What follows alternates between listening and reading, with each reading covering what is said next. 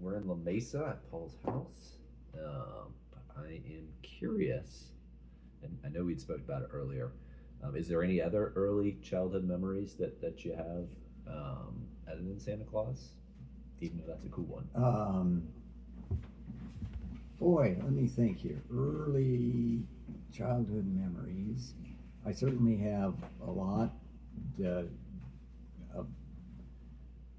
Around the house that we lived in. So I got a bicycle when I was pretty young, probably maybe 8, 9. Used to ride that little blue bicycle around quite a bit. Yeah. We had this hill in the backyard that seemed like it was huge when I was a kid because I'd roll down the hill and play on the hill, roll stuff down the hill. Yeah. Then we moved to another house when I was about 13, 14, I guess. Yeah. And then I revisited it years later, and I thought, "Whoa, that's a small hill." So you got a BB gun. I've heard the story about the BB gun and the pressurized can in the backyard. Did you know this? Yeah. Oh, well, okay, I can tell you that story. So that was at the house that we had moved to. So okay. We moved when I was probably around. So it was junior high school, so I was probably 13, let's say 14, something like that. Was that that house that Nana was in that No, I know of? No. Okay. Well, no. No, I'm not Lakewood, sure. not in Lake. It was in Lakewood, but okay. I know that Rambler on the cul-de-sac.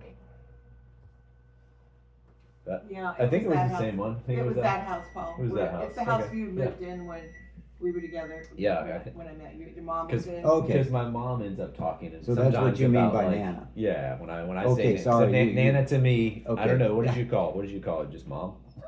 Nana was mom to you, right? No, Nana was my Nana, and that's what your mom calls our Nana. Okay. But I call your mom Nana. Okay. That's what we called your mom. Nana. Okay. Yeah, grandma. I mean, for you. For me, Okay. grandma. Yeah. Well, anyway. So the early house.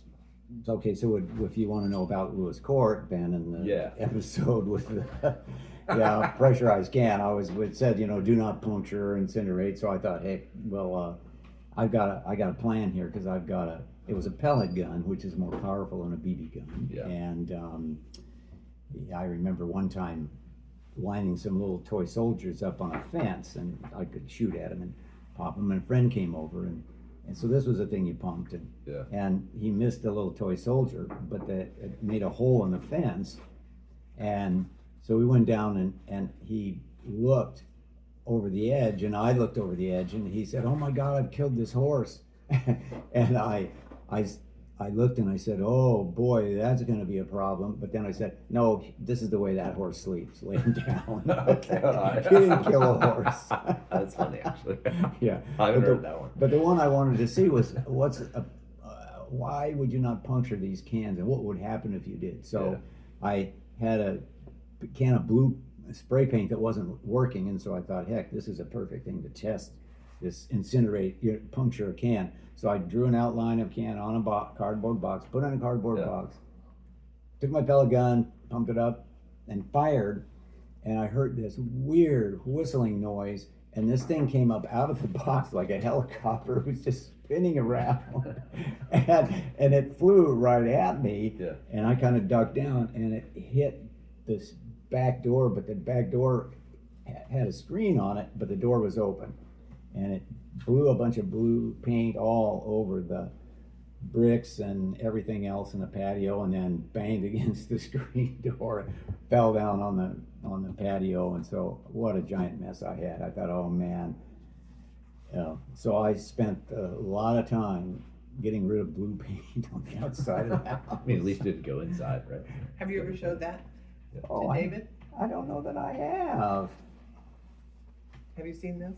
I don't know. This is a black diamond. Is this the one where you got a picture of it in? Yeah. I think I have seen this one. Okay. But yeah. But this is Marcel down there.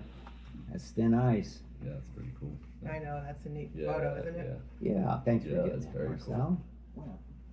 Yeah, Marcel and I had amazing time. Okay, let's No, get no, back you're to good. No, no. Same with your memories. Yeah, no. So what was it like at Lewis Court? What was mom like? I didn't get to meet either grandfathers, which is Yeah. unfortunate. Yeah. Just as how the life played out. But Well, what so- was Ray like? What was my mom like? I mean, what was the early like? What was household life like? Sadly, my dad died when he was 47, which was pretty young, and I was 13. Okay. So, mostly from then on, of course, it's just my mom. Okay. And so, do you remember anything about your dad that like sticks out? Yeah, some things for sure. It was one of the things that was problematic, I guess, is that I was a little afraid of him because he could discipline me pretty well. So, but then there were other times, and he was had, it needed of discipline? Yeah. Maybe just a different. No, yeah. Paul's a rascal. He got in trouble at school, was in the corner in first grade, a lot. He got in a lot of trouble. Yeah, He didn't come in after recess, and he didn't want to do the stuff the teacher said. And yeah. he got in trouble a lot. Yeah. I think my anything that my dad did was reasonable. Yeah.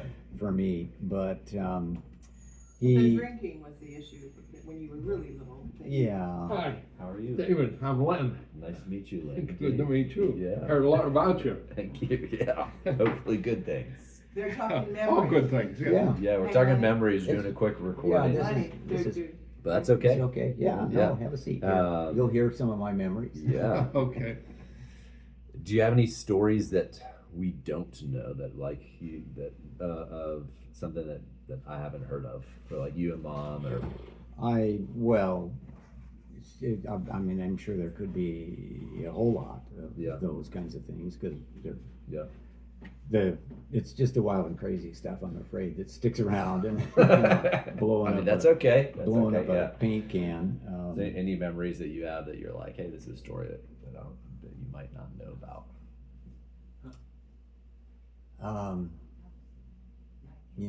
I'm not so sure. Or that I could- Eliches or anything like that, or any Yeah, going fun to the things that you've done amusement with park. mom, or We went. There were 2 amusement parks, Eliches and Lakeside. And one thing that I did like when I was young was Lakeside had a big an automobile, real size automobile racing track, and we would go out to the races there. Yeah. And my mom worked with a person whose husband built these, they would call them stock cars. They were highly modified cars that you zoomed around about a quarter of a mile, half mile track. Yeah. And so I could hear the races, and it was probably 3 or 4 miles away, but the cars were noisy. But we went to those, not often, but I enjoyed going to the automobile races. And I still pay attention to the races like the Daytona 500, which happened Sunday. And so I mean, the stock car, any of those are like super fun. yeah, I'm sure they're way more dangerous when you're going. I mean, it's always like more safety measures. Oh yeah. As we continue going on, we're like, oh, I can't believe I did that. Like those cars probably would go like 35 miles per hour or 40 miles per hour. You're like, those races they were probably hitting 40 as the top speed, and now they watch the Daytona like race where they're going 160 miles an hour. Yeah. One thing that I wanted to so you talked about depression a bit, and I know it's like I struggle with that a decent amount, and you talked about like stuff that you're doing now.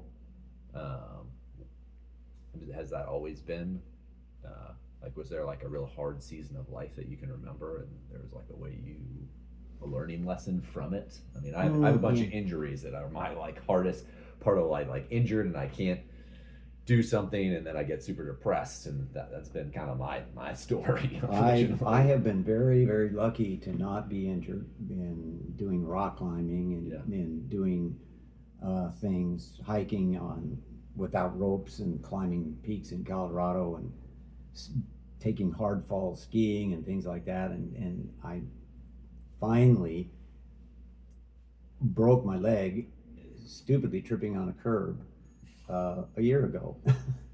Well, a year and 4 months ago. Yeah. And that's the first broken bone I've ever had, and it really set me back. And now I can have a lot of gratitude or be thankful that I went as long as I did without having a broken bone, because it's really can knock you back. So, but otherwise, that's the only real injury I've ever had. Yeah. And I've been, I think, pretty lucky in that respect. Any other like tough season of life that you can remember that you was like, this is just challenging? Like, what was life always easy for you? You know, it It's like- wasn't always easy by any stretch, but it was never. I didn't have any really Tough season. very, very hard things happening like that. And I always also I don't have high expectations, I suppose, but I changed schools when in the middle of a school year when we moved from the old house to the new house. Like I say, when I was in junior high. Yeah. And it was okay. I fit in, tried to find a few friends and did well in school. I've always done well in school. That's one thing that has been a high point with me, is that when I go to school, I'm looking to get an A in all my classes, and oftentimes I did. So Can you contribute that to anything? Is that just like lots of study? Is that I enjoyed good memory, or is that just like a love of learning new things? I did enjoy getting good grades. I really. There's some satisfaction of getting Yeah. an My first time of getting straight A's in school was fourth grade, and my fourth grade teacher made a big deal out of that. This Set is an really neat. impression. And then I went fifth grade, and I had a harder time because I don't know, somehow that teacher wasn't reaching me or whatever. Yeah. Then in sixth grade, I really did well, and it was a male teacher, and I got the highest grade in the class and things like that. So from then on, I always strived to get A's, and always did pretty much. So. And that is a stark contrast to me. Not that I mean, school just wasn't for me. And later in life, I started to love learning, or at least enjoy it. And school did not teach me a love of learning.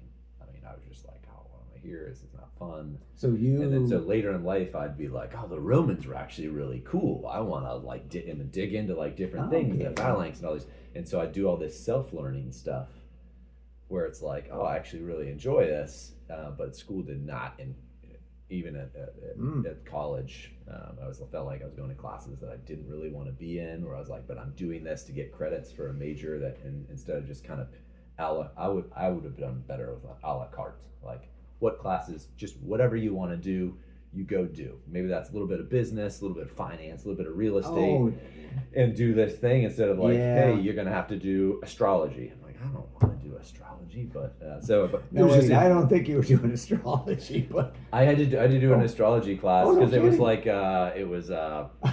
it was for an elect. I probably did it because it was like rated easy, because I just wanted something easy and trying to go the easy path. easy But- and weird. Yeah, I don't know if it was astrology, but it was like study of planets, and I don't know what was this. But- I, on the opposite end of that, have always been interested in science. Yeah. And I want to know, okay, how did this happen? Yeah. And why does this happen? And so how, why, where? Yeah.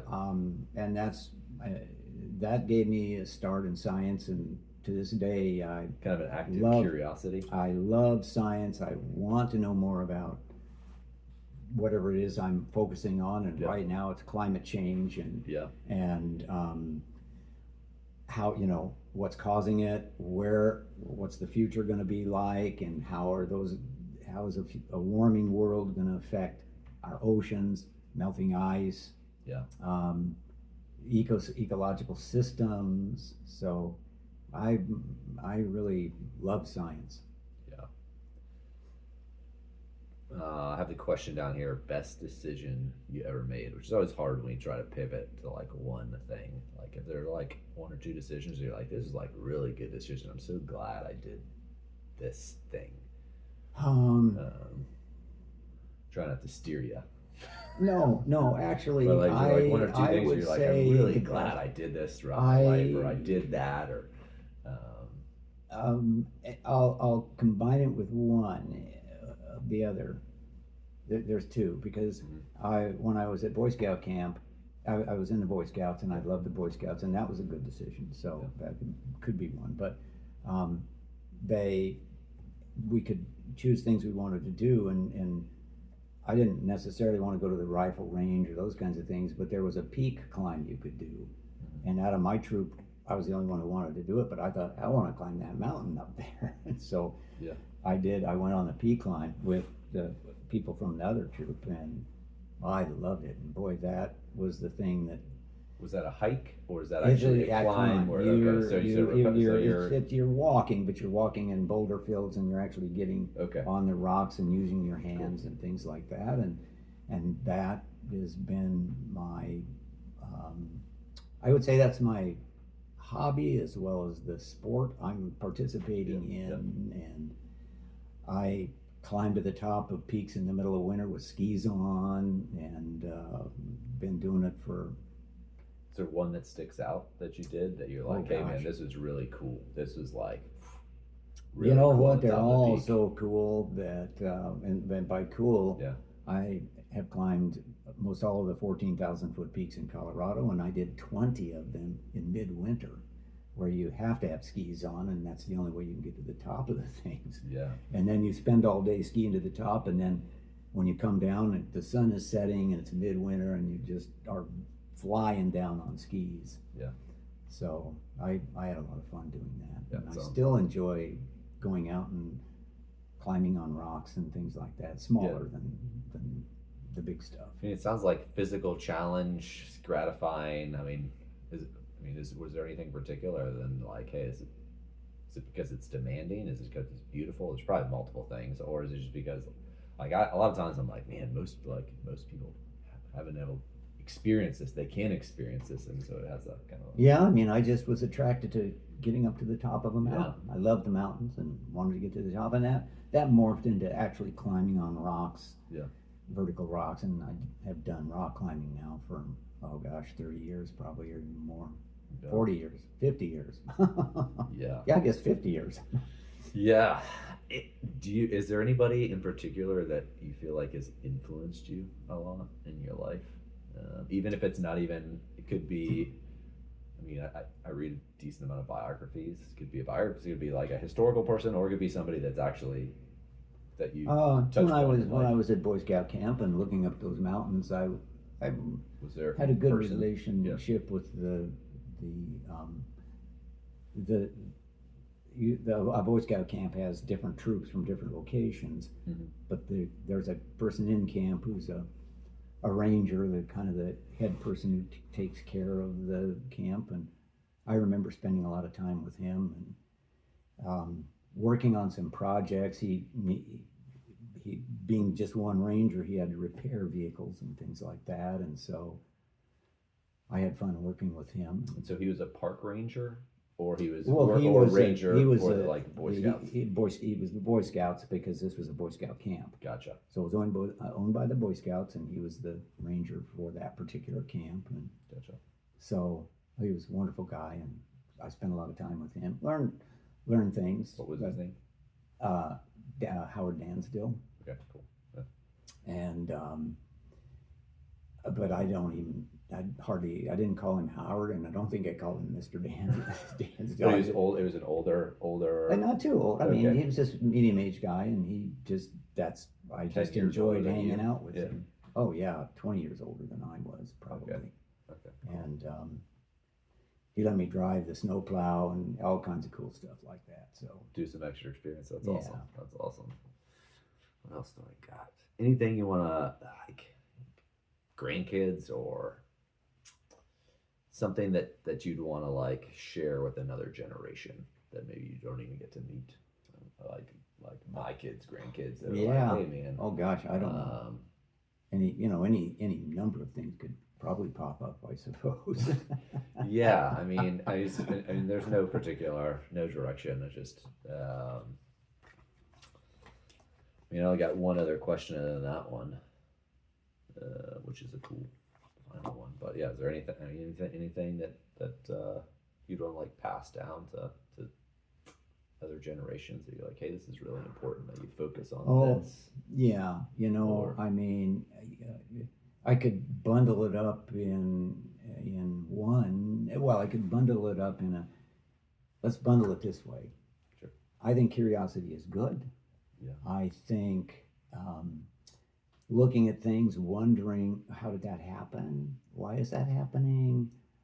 But that's a little bit more of a science Yeah. thinking about it. And then just tremendous gratitude for our environment and the world around us and protecting it, keeping it healthy. That's healthy is an environmental word is a little weird, but Yeah. I definitely like the idea of us as humans being good stewards of Yeah. the lands around us, protecting nature especially because I love wildlife.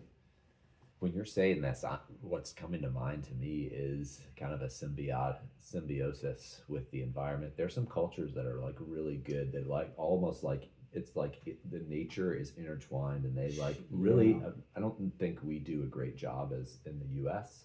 But there's some No. other cultures and countries that they're like intertwined with even animals and plants, and it's like how their houses are built, and there's like Sure, it's a huge sure. symbiosis. And so if that's kind of what you're talking. It's like, hey That- man, really focusing in on. I love the curiosity point. Yeah, well, and that's the best case scenario. Sadly, just looking out at our window here, you're looking at. Go ahead. I'm just. Yeah. Show you what we're You're looking at. It's the- like a really cool you're- view from you're Paul's house. Looking Yeah. at the city of San Diego and in La Mesa, which really is cool over sitting adjacent Yeah. to San Diego, and that's a whole nother system. I wouldn't call it an ecological system because it's a human system, but it's Yeah.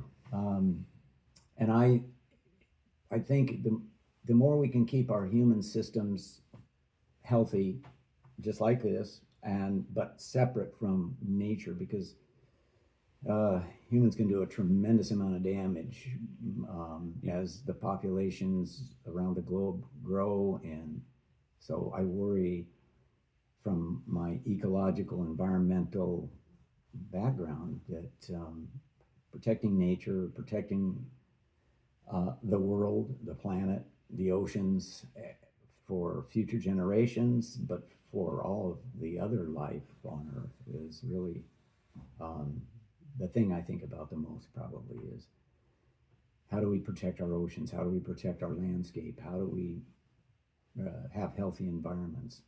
Yeah. And you've done some really cool research. I remember you doing research on like wildfires and how that impacts the soil and the regrowth of ecosystems. And, Yeah, you yeah. know, yeah. I mean, there's definitely so much to learn there. Yeah. The last, I think that it's like, what have you been kind of most proud of in your life, or is there something that sticks out that you're like, I was really proud that I did this or that, or I think just in a general sense,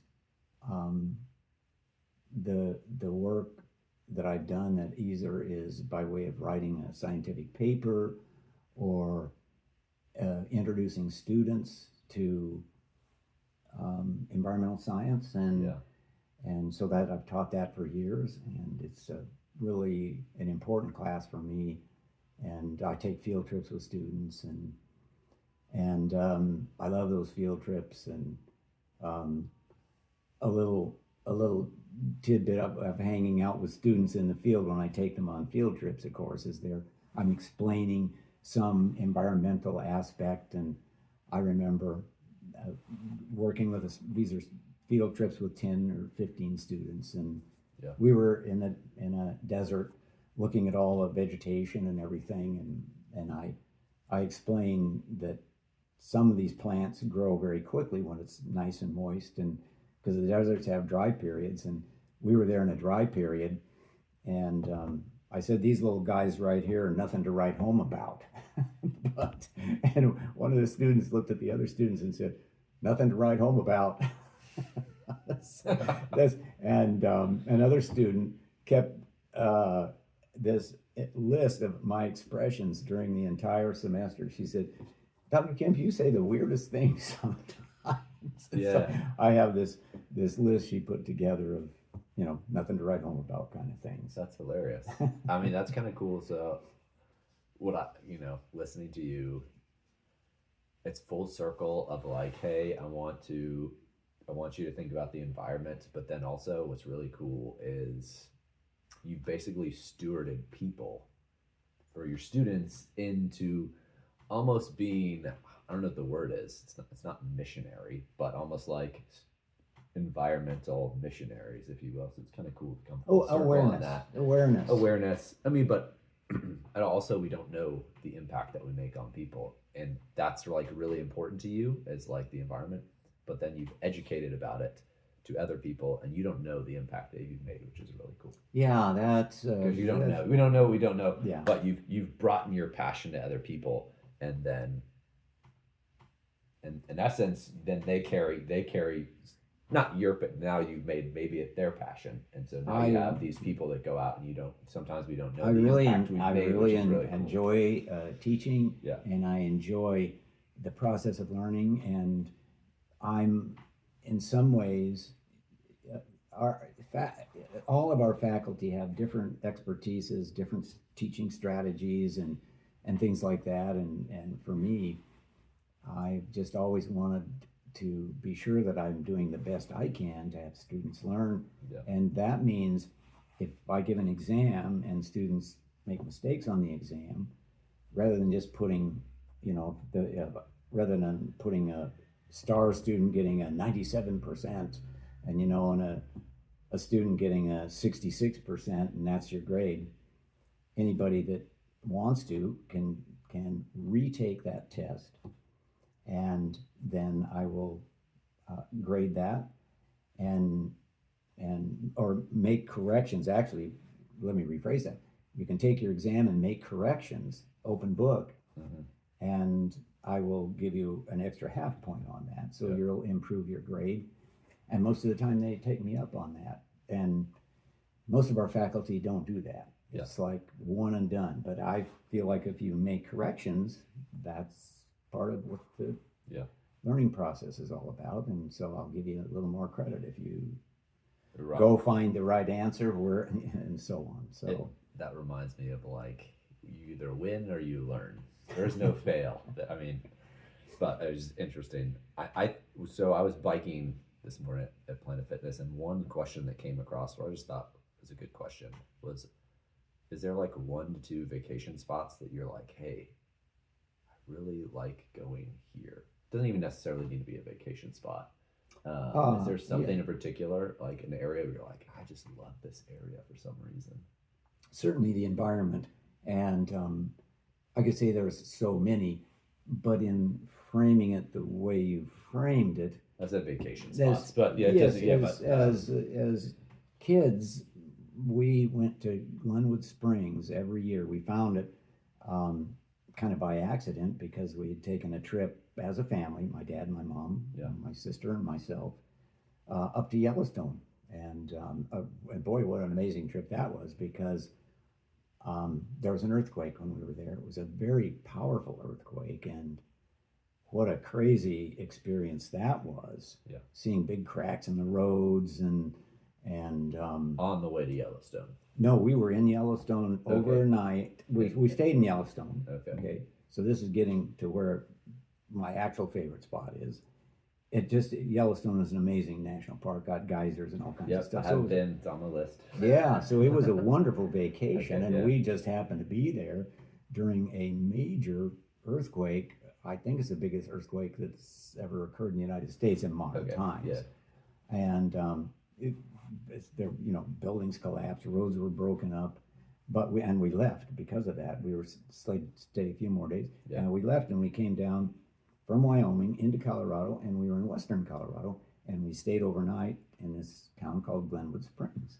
That's And how it came about. That's how it came about. And they had this amazing pool. It was natural hot water flowing out of the ground. I love it.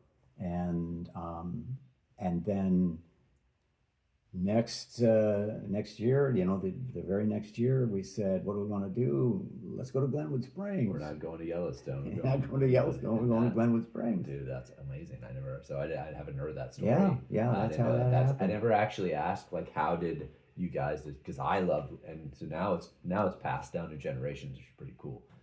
So my mom loves Glenwood, obviously, your sister. Oh, yeah. And we've gone a bunch, and I'd say it's one of the top places.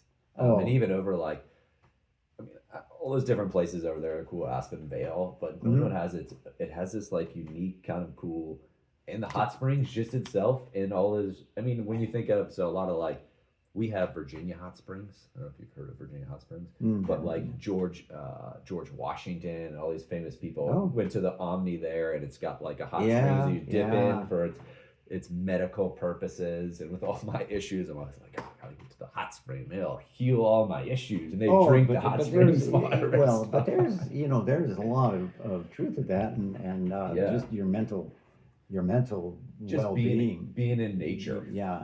Well, in this case, though, you're being in something that's sort of man-made because it's a pool that you get in, but it is the natural hot spring water that's flowing out. 1 million gallons over short periods of time. Well, you're outside and you get to see all the mountains around you. Oh yeah, and so So there is it's wonderful nature because you've got mountains, the Marin Bells down to the south, these big high 14,000 foot peaks that look like big bells, and you've got canyons that we hiked into around there.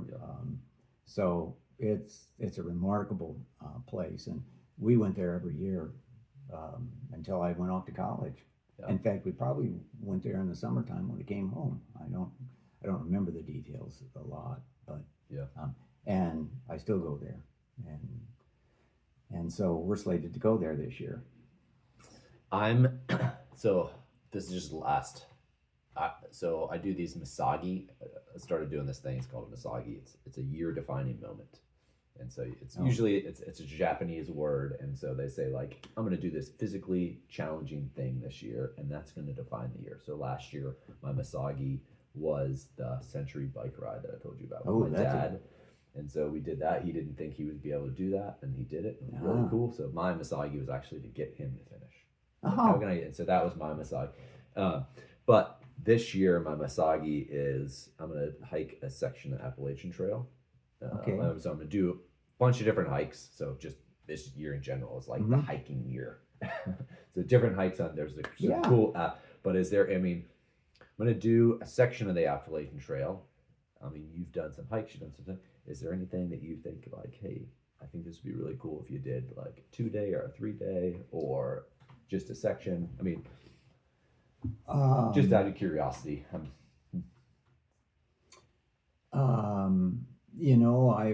I've hiked bits and pieces of the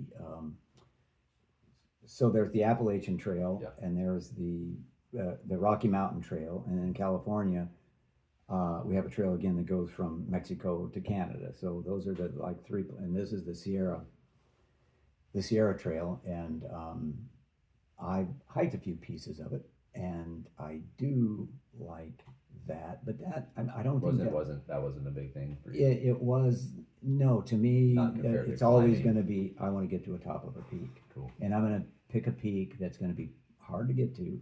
For instance, I've gone over to Europe and I've climbed some peaks over there.